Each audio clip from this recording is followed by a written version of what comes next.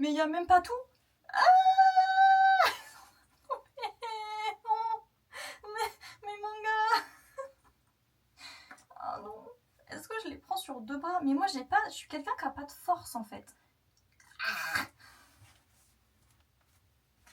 Coucou.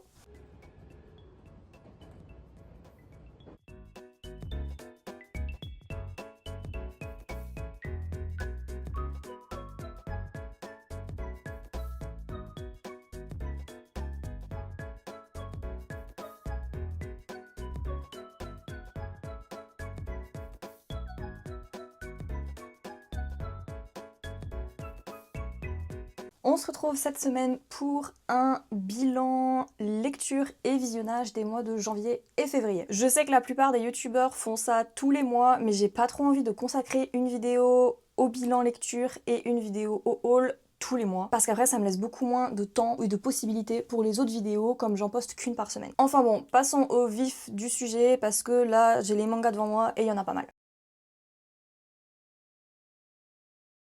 Pour commencer, je vais rapidement survoler les animés que j'ai regardés en janvier et en février parce qu'il y en a que 2. J'ai pas eu beaucoup le temps. En général, je regarde assez souvent des animés, mais c'est vrai que les derniers mois, j'en ai très peu regardé. J'ai pas beaucoup de temps et le temps que j'ai, j'avoue que je le consacre pas aux animés. Mais je me suis récemment remise à My Hero Academia. J'avais commencé l'animé quand la saison 1 était sortie à l'époque, donc je sais plus, c'était 2016, quelque chose comme ça, 2017 peut-être. Et je regardais toutes les semaines jusqu'à la saison 2. Je me souviens très bien que la dernière scène que j'ai vue, c'est la première fois qu'on aperçoit Dabi. Et je me suis arrêtée là.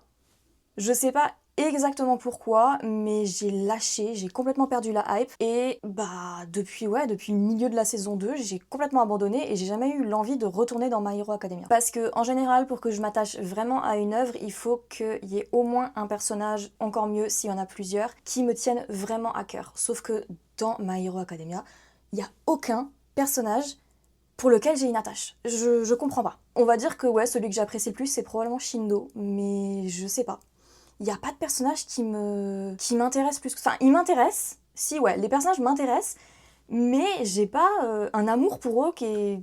Enfin, je ressens pas grand chose pour eux. Donc forcément, ça m'a pas donné envie de m'y remettre pendant des années, jusque octobre, novembre. J'ai discuté de My Hero Academia avec plusieurs copines qui m'ont un peu motivée à m'y remettre, et c'est comme ça que j'ai recommencé dès le début, parce que j'avais un peu oublié. J'ai revu les saisons 1 et 2 en octobre ou novembre.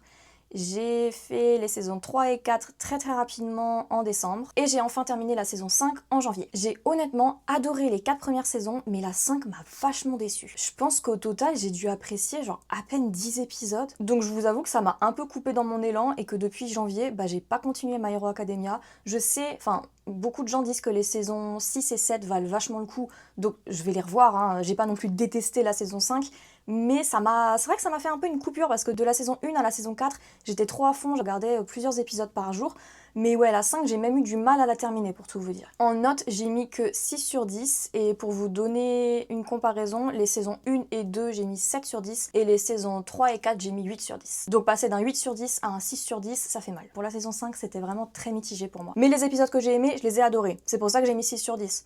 Sinon, je pense que j'aurais mis 4 ou 5. L'autre animé que j'ai regardé en février cette fois-ci, c'est la saison 2 de Blue Lock. Franchement, Blue Lock fait partie de mes animés préférés. J'adore les animés de sport, les mangas de sport, j'adore Blue Lock.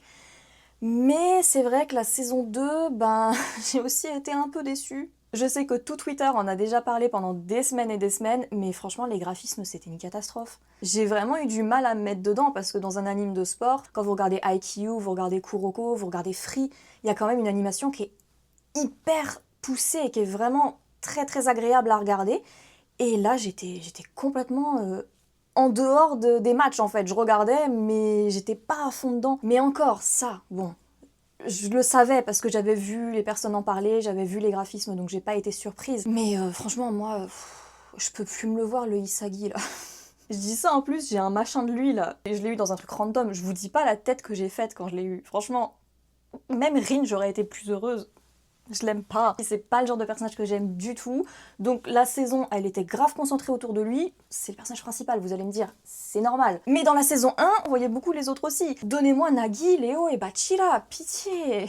Enfin, j'ai quand même apprécié en apprendre plus sur Rin parce que c'est un personnage que j'appréciais pas vraiment dans la saison 1. Mais ouais, là, ça m'a... Franchement, je l'aime un peu plus. On verra avec la suite, même si à la fin, j'étais en mode... Mon gars, quand même. Et Sae aussi, j'ai apprécié Sae, j'ai bien aimé en voir plus sur eux, leurs relations fraternelles, tout ça. Les autres personnages qu'on a vus rapidement, j'ai oublié son nom. Oliver. Je crois que c'est Oliver. Celui qui a la moustache là. Il serait grave beau sans sa moustache d'ailleurs.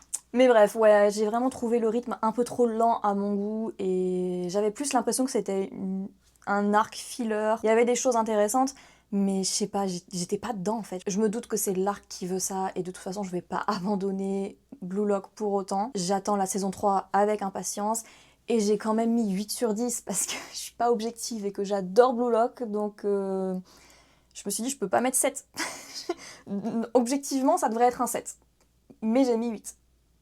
Sur My Anime List, j'ai mis 8. Voilà, c'est 8. Ce mois-ci, j'ai lu quelques webtoons, pas grand-chose, mais un petit peu. J'ai eu une grosse période webtoon fut un temps. Mais depuis que je travaille comme traductrice de webtoon, j'en lis très très peu dans mon temps libre.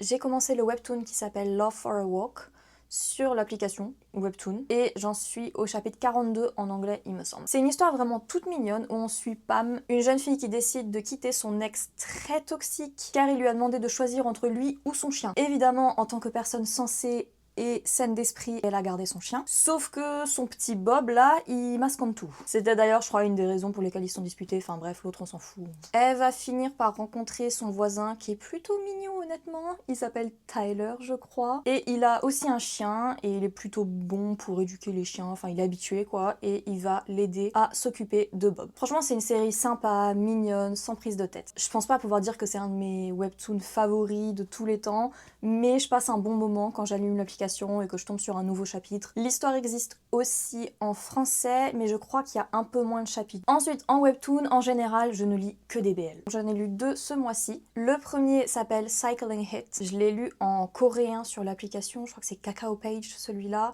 et il existe en anglais sur Tapas. Malheureusement, il n'est pas encore en français, mais c'est très facile. Si vous avez vraiment un niveau anglais, franchement, débutant avancé, ou début intermédiaire, vous allez comprendre sans problème. C'est une histoire toute mignonne, toute simple. En gros, on suit l'histoire d'un capitaine de l'équipe de baseball de son lycée qui s'appelle Sang et d'une nouvelle recrue, Hido, qui est un des meilleurs batteurs, sauf que malheureusement, il a un problème avec l'odeur corporelle. Il supporte pas l'odeur des gens en fait. Franchement, can relate, hein. Sauf qu'étrangement, l'odeur de Sang ne le dérange pas. Et donc, Hido veut pas aller dans l'équipe à cause justement de l'odeur des joueurs, mais il va finir par accepter. Je crois que c'est justement parce que il se dit Sang c'est bizarre, pourquoi il sent pas mauvais, je sais pas trop. Franchement, ce moment-là, j'étais en... Mais ouais, au final, il va finir par accepter d'intégrer l'équipe et il va y avoir plein de scènes mignonnes. L'autre webtoon que j'ai lu s'appelle Unromantic, c'est un Omegaverse. Alors à savoir que jusqu'il y a encore peut-être 3 mois, je n'aimais pas les Omegaverse. Je suis un peu rentrée dedans, je vais pas non plus dire que c'est mon style préféré, mais il y en a qui sont bien. Et celui-ci en fait partie. Dans cette histoire-là, on a un Oméga qui est en haut de la hiérarchie, qui est riche, célèbre, beau, tout ce que vous voulez. Et à côté de ça, on a un petit alpha insignifiant qui est à la fac, qui est voilà, pas encore... très au clair sur ce qu'il veut faire dans sa vie. Les deux vont se rencontrer, l'alpha va tomber éperdument amoureux de l'oméga, et ouais, de base, l'oméga, il veut même pas lui donner l'heure, en fait. Malheureusement, Ledzin n'a cette histoire qu'en coréen et en anglais, mais j'espère vraiment qu'il sera adapté en français, parce qu'on a enfin un Omegaverse avec un alpha qui n'est pas toxique, et un oméga qui se laisse pas marcher dessus, et qui est pas là à pleurer à tous les chapitres. On passe au plus gros segment de la vidéo, les mangas.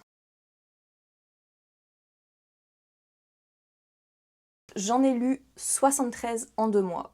Franchement, c'est pas mal parce que j'ai toute ma mangatech à lire, donc 300. C'est progressivement de mieux en mieux là, je suis plutôt contente. En premier, j'ai essayé de rattraper mon retard dans Haikyuu. Haikyuu, je vous le présente plus, je pense que c'est un des mangas de sport les plus connus de ces dernières années. J'ai lu les tomes 9 à 13, mais je pense repousser ma lecture à plus tard. J'ai lu tout Haikyuu plusieurs fois déjà, et en ce moment, je suis pas dans le mood en fait de lire des mangas de sport. Je crois que ça couvre le Tokyo Training Camp, qui est un de mes arcs préférés de tout Haikyuu, et je crois que je me suis arrêtée à la mort de Daichi si je dis pas de bêtises. Ouais, c'est ça. Je vous promets, c'est pas un spoil, hein. Les vrais savent et les autres, allez lire Haikyuu. J'ai recommencé ma lecture de Aoharu Kikanju, ça fait déjà plusieurs fois que je vous parle de celui-là, c'est un de mes mangas préférés of all time. Je l'aime d'amour, vraiment. C'est aussi un manga de sport, j'ai lu les tomes 1 à 5. Ça couvre l'animé et dans le tome 5, il y a un petit peu plus. Pour vous faire un rapide résumé de cette histoire, on suit Hotaru, une jeune lycéenne que tout le monde prend pour un garçon. C'est aussi le cas de son nouveau voisin de palier, Matsuoka, qui, par un malentendu quelque peu salace, va la forcer à intégrer son équipe d'Airsoft. Hotaru finira par être prise de passion pour ce sport et se liera d'amitié avec ses coéquipiers. Sauf que petit hic, l'équipe de Toy Gun Gun n'accepte pas les filles. Depuis 2015, je fais la propagande de Aoharu Kikanju à toutes les personnes que je connais. J'attends, depuis 2015, j'attends. Et personne n'en parle en France. J'ai aussi rattrapé mon petit retard sur mon manga préféré de tous les temps, Bungo Stray Dogs. J'ai lu les tomes 21 à 25, donc là je crois qu'on est à jour avec les scans quasiment. En France je sais pas si vous en êtes au tome 23 ou 24, mais ouais, en Corée et au Japon on en est au tome 25. J'ai revu Dazai et Chuya, donc je suis contente, il m'en faut pas plus moi dans la vie pour être heureuse. Je vous ferai plus d'une vidéo sur Bungo, soyez-en sûrs. Pour vous faire un court résumé, encore une fois, on suit Atsushi, un jeune garçon de 18 ans qui a été jeté hors de son orphelinat. Alors qu'il agonise au sol, affamé, il aperçoit un homme en train de se noyer. Il se précipite donc pour le sauver, mais plutôt qu'être remercié pour sa bonne action, l'inconnu se plaint car Atsushi l'a dérangé alors qu'il tentait de mettre fin à ses jours. Il s'avère que cet homme n'est autre que Dazai Osamu, l'amour de ma vie, un membre de l'agence des détectives armés, et qu'il enquête actuellement sur un mystérieux tigre blanc qui aurait apparu à Yokohama. J'ai envie de vous parler que de Bungo, c'est trop grave là. Je vous jure, je vais vous faire toute une série de vidéos sur toutes les choses que j'ai à dire sur Bungo en fait. Je vais devenir une chaîne de Bungo, je pense. J'ai besoin de partager mon amour pour Bungo et j'ai besoin que plus de Français aiment Bungo. Parce que franchement, les Coréens, ils sont trop fans, on a trop de trucs de Bungo, je suis trop contente ici. Quand je vais en convention, il y a plein de cosplays. À Animate, il y a énormément de choses sur Bungo. Au Japon, c'est pareil. Et en France, à chaque fois, je croise un cosplayer de Dazai, un cosplayer de Chuya, c'est fini. Hein.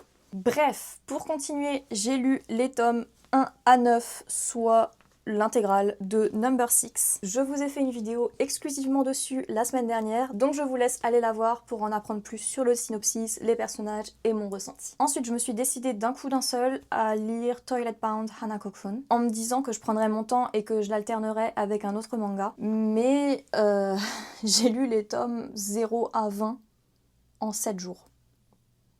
Dans Hanako-kun, on suit Néné, une jeune fille de seconde qui a un gros problème. Elle a des jambes qu'elle considère comme trop grosses et est persuadée qu'elle n'arrive pas à trouver l'amour à cause de ça. C'est le cœur brisé qu'elle va à la rencontre de Hanako, une esprit qui se trouverait aux toilettes des filles pour lui demander d'exaucer son vœu. Cette fameuse Hanako existe bien, mais il s'agit en réalité d'un garçon. On va donc suivre les aventures de Néné, de Hanako et de Ko, un jeune exorciste, alors qu'il voyage entre les deux mondes. J'avais juste vu l'animé de base et j'ai commencé le manga là comme ça et j'ai été choquée. Toutes les révélations qui se passent dedans, c'est un truc de dingue. Genre ils ont omis plein de trucs dans l'animé, enfin des trucs super importants et je me dis mais pourquoi? Et puis la romance est top tier, ils sont juste trop mignons, je les aime. Après Hanako-kun et toutes ses larmes et émotions, j'ai eu envie de lire quelque chose de soft, de mignon, pas prise de tête. Donc j'ai lu les A Sign of Affection. J'ai lu les tomes 1 à 10, on n'a pas encore le tome 11 en Corée, mais dès qu'il sort, je cours l'acheter. Pour le résumé de A Sign of Affection, Yuki est une étudiante en situation de handicap qui, comme beaucoup d'autres, construit son quotidien autour de ses amis, des réseaux sociaux et de ce qu'elle aime. Mais quand un jour, dans le train, elle croise un jeune homme qui voyage à travers le monde, son univers va être chamboulé. Ce dernier, bien que trilingue, ne connaît pas la langue des signes. Pourtant, très vite, il manifestera pour elle un intérêt bien particulier. Comment réagira-t-elle face à ce camarade d'université entreprenant et communicatif? Franchement, j'ai pas grand chose à dire, si ce n'est que c'est une des romances les plus mignonnes et pures que j'ai pu lire. C'est un petit plaisir de lecture du début à la fin. Oh non, ils sont trop mignons. Y a pas de drama inutile. On voit des personnages sains, bien écrits, bien construits. Oh, j'ai adoré. Toujours dans ma lancée de romance, j'ai eu envie de me mettre à un petit BL tout mignon. Et donc, j'ai commencé, enfin j'ai lu tous les tomes, les 8 tomes de I Cannot Reach You. Je sais, en France, vous avez que jusqu'au tome 4 ou 5, mes pauvres. Courage pour l'attente, mais croyez-moi, ça vaut le coup. C'est pareil que A Sign of Affection, en fait. C'est juste... oh, ils sont lourds, par contre. Ah, je vais en prendre que 2. Ah non, ils sont trop mignons sur celle-là.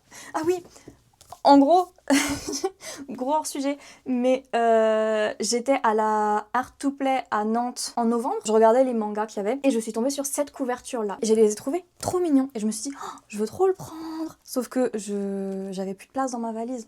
Enfin, j'avais déjà prévu d'acheter trop de choses, donc je me suis dit, bon, bah tant pis, je le prendrai pas. Et après, un jour, je l'ai vu en Corée, j'ai fait, oh, oh bah, achetons-le en coréen. Voilà, donc c'est comme ça que j'ai acheté là les 8 tomes d'un coup.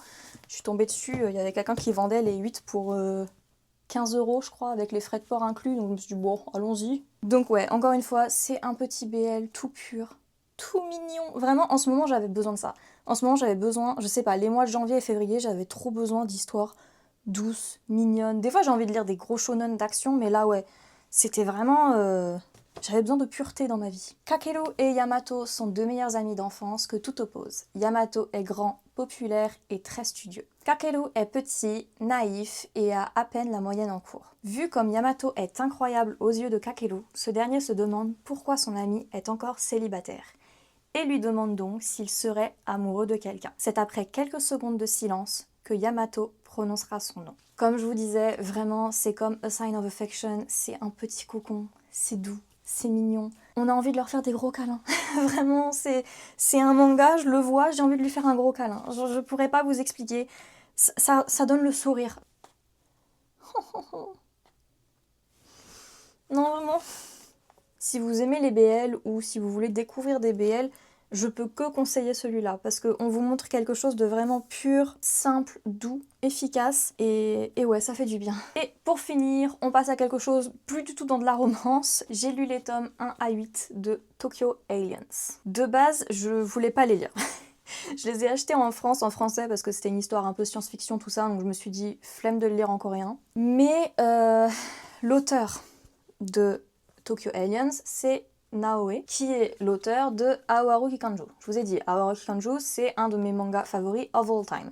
Je savais que ça allait être la même chose avec Tokyo Aliens. J'aime trop son style de dessin, tout, vraiment les personnages sont trop beaux. Et ça m'a fait trop plaisir de découvrir en fait cet auteur que j'ai énormément aimé sur son œuvre, parce que je crois pas qu'elle en ait fait...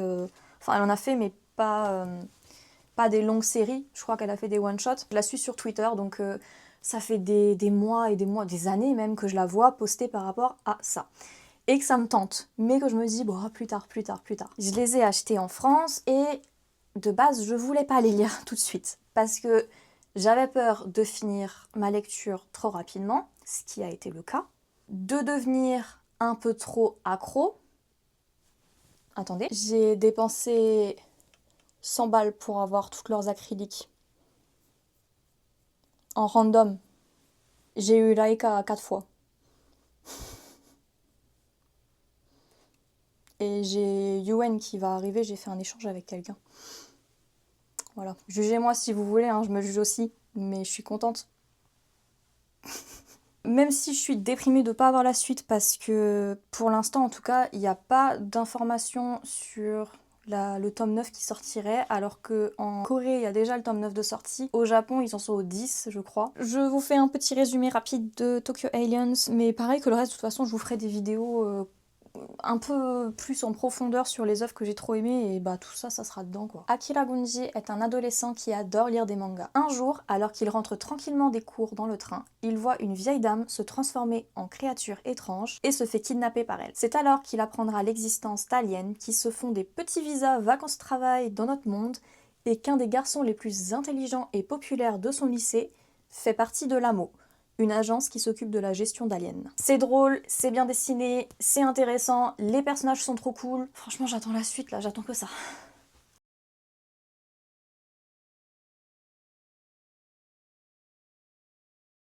En plus des lectures et des animés, je joue aussi pas mal aux Otome Games. C'est des jeux de simulation un peu. Je pense que beaucoup de personnes connaissent Amour Sucré ou Mystic Messenger, c'est dans ce style-là en fait. Vous incarnez un personnage en général féminin et vous devez faire des choix qui vous mèneront à une bonne ou une mauvaise fin pour essayer en général de sortir avec un garçon. Malheureusement, c'est vrai que les Otome Games n'existent pas en français. Je crois qu'il y en a un ou deux sur le Nintendo Store. Du coup, je sais pas si ça vous intéresserait en fait. Que je fasse aussi un peu des reviews des Otome auxquels je joue. Parce que j'imagine que ça peut être frustrant pour les personnes qui parlent ni anglais ni japonais et qui peuvent être grave intéressées par le jeu dont je parle, sauf qu'il n'y a aucun moyen en fait de l'avoir en français. Autant les mangas, des fois je peux vous parler de trucs qui sont pas encore édités en français, mais vas-y, il y a les scans et puis en général ça finit par arriver en France. Les Otome Games, je me dis, en plus c'est compliqué quoi.